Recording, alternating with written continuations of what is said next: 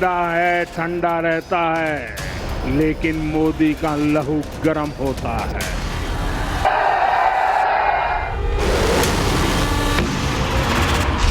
मोदी की नसों में लहू नहीं, गरम सिंदूर बह रहा है।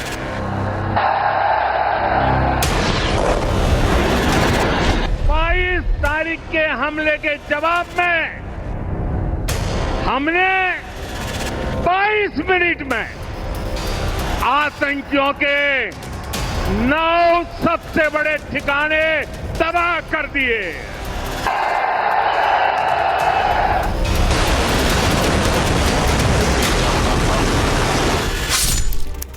बायसरन घाटी, पहलगाम, जम्मू कश्मीर। दिन 22 अप्रैल 2025। समय दोपहर के करीब 2:20। भारत के मिनी स्विट्जरलैंड कहे जाने वाले बायसरन घाटी में पहली गोली चली। गोली की आवाज दूर तक सुनाई पड़ी, लेकिन वहां मौजूद पर्यटक अपनी तरफ बढ़ने वाले खतरे को भांप नहीं पाए। पर्यटकों का ग्रुप तमाम खतरों से बेखबर घाटी में एंजॉय करता रहा।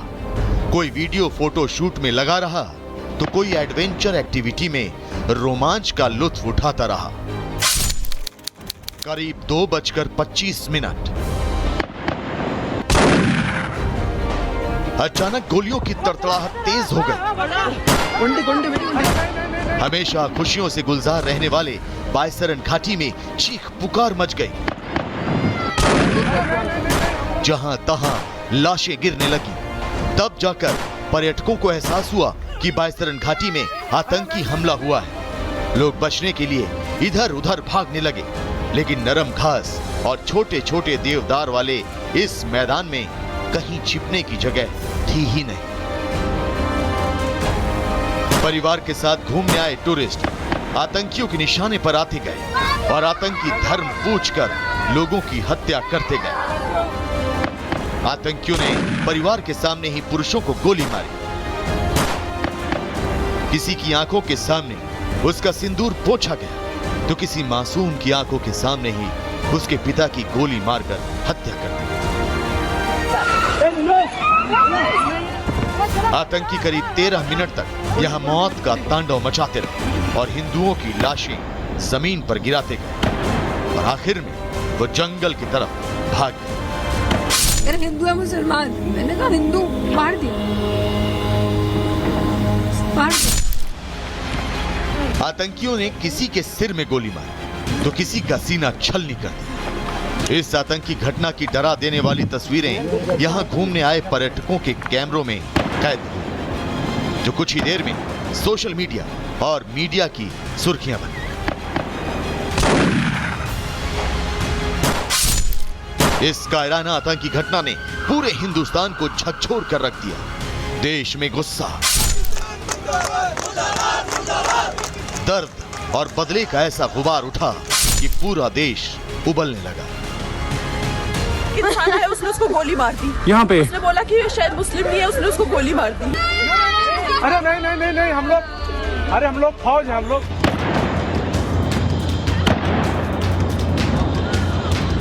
इस कायराना आतंकी हमले को अंजाम देने की शुरुआती जिम्मेदारी पाकिस्तान के आतंकी संगठन लश्कर समर्थित आतंकी ग्रुप TRF ने ली। इस आतंकी घटना की शुरुआती जांच में पता चला कि पर्यटकों को निशाना बनाने वाले कुछ आतंकी पुलिस की वर्दी में भी आए थे, जिनका इरादा सिर्फ हिंदुओं की हत्या करना था। वो इस आतंकी घटना के जरिए भारत को एक संदेश देना चाहते थे और आतंकियों ने वो संदेश भेजा था देश के प्रधानमंत्री नरेंद्र मोदी के नाम। एक ने आके बोला मुसलमान अलग हो जाओ और हिंदू अलग हो जाओ, और बाद में हिंदू के सारे जेंट्स को गोली से मार दी। हमारे सामने जो एक बंदा था उसने ये बोला हिंदू एक तरफ हो जाओ, मुसलमान एक तरफ हो जाओ। तो वो उसने पूछा, हिंदू को एक तरफ किया और जो भी हिंदू भाई थे सबको शूट कर दिया। आतंकियों ने पीएम मोदी को जो संदेश भेजा वो उन्हें मिला भी, लेकिन उस संदेश ने पड़ोसी देश के भूगोल का नक्शा बिगाड़ दिया।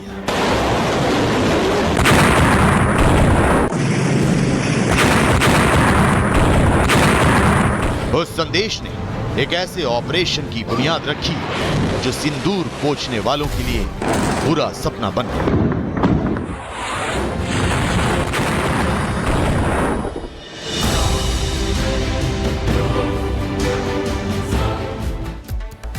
तो वो वक्त, वो मंजर, वो तारीख ना देश भूल पाया था और ना कभी भूल पाएगा।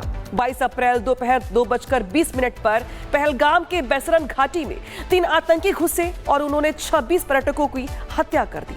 आपको ग्राफिक के जरिए समझाएंगे कि किस तरीके से यहाँ पे आतंकी घाटी के अंदर घुसे, कैसे कैसे कत्लेआम को अंजाम दिया और कैसे वहां से भागने में कामयाब हो गए। तो जरा देखिए किस तरीके से यहाँ पे उनकी एंट्री होती है। ये है पूरी की पूरी बेसरन घाटी, जहाँ पे पर्यटक हर साल, हर बार, या यूं कहे तो पूरे साल भारी संख्या में आते हैं, क्योंकि यहाँ की खूबसूरती कुछ ऐसी है। लेकिन उस दिन वक्त कुछ और था, उस दिन कुछ और था, और शायद यही वजह है कि वो दिन शायद हम कभी भूल नहीं पाएंगे। ये बेसरन घाटी है, जहाँ पे देख पा रहे हैं आप कि जो घाटी में आने का रास्ता है वो देख पा रहे होंगे आप। ये एंट्री पॉइंट है एक तरफ से, और एक तरफ से एग्जिट पॉइंट है। बीच में स्टॉल है, घाटी है, ढाबा है, और लोगों के रुकने के लिए खाने पीने का, घूमने का पूरा इंतजाम है यहाँ पे। और यही वजह कि तमाम जो सवाल खड़े हो रहे हैं वो आतंकियों की एंट्री एग्जिट को लेकर के भी हो रहे थे।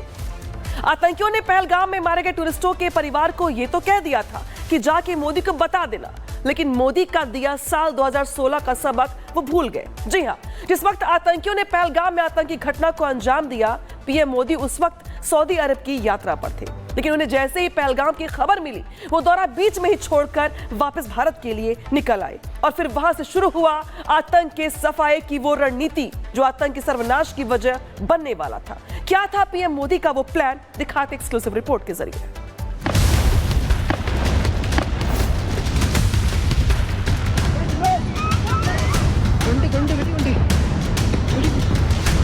22 अप्रैल को पहलगाम में जिस वक्त आतंकी हमला हुआ, उस वक्त प्रधानमंत्री मोदी सऊदी अरब की राजकीय यात्रा पर थे।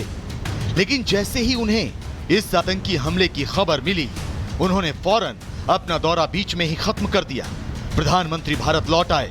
पहलगाम आतंकी हमले ने पीएम मोदी का गुस्सा इस कदर भड़का दिया कि उन्होंने विमान में ही ठान लिया कि अब आतंक का समूल नाश ही इस बीमारी का परमानेंट इलाज है।